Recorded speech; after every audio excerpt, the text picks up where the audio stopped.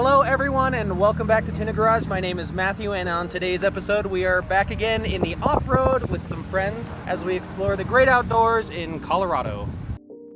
And yes, we are taking my 2004 Lexus RX330 all-wheel drive off the beaten path onto some OHV roads up into the middle of the Pike-San Isabel National Forest.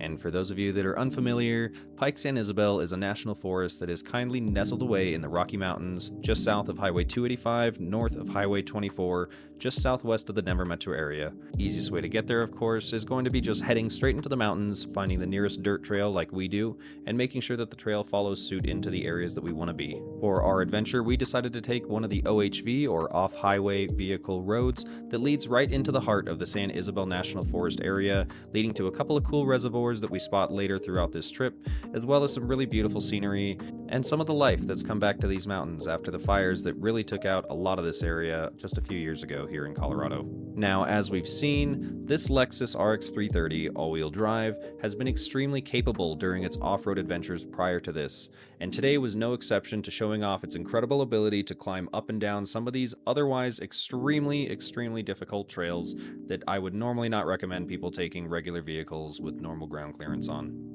That's not to say that this itself is the ultimate off-road vehicle, and if I'm honest, I would highly recommend that you really know what you're doing, or bring someone along who really knows what they're doing if you plan on taking any vehicle into the outdoors and off-road. This time, however, since I was with my buddies, I let my good friend Chris, who has plenty of experience off-roading, run through the mud, climb over some things until we ran into a cattle herder who had lost a couple of his cows and ended up literally cowboying them back to their ranch just up the street. And although there were some beautiful views up in the mountains, unfortunately it did not take away from the fact that we spotted a few chimneys that were the remains of burnt down houses from the fires a few years ago. But it looks like the forest is coming back and the life is coming back to this mountain. So thanks for joining me on part 1, part 2 to be out soon.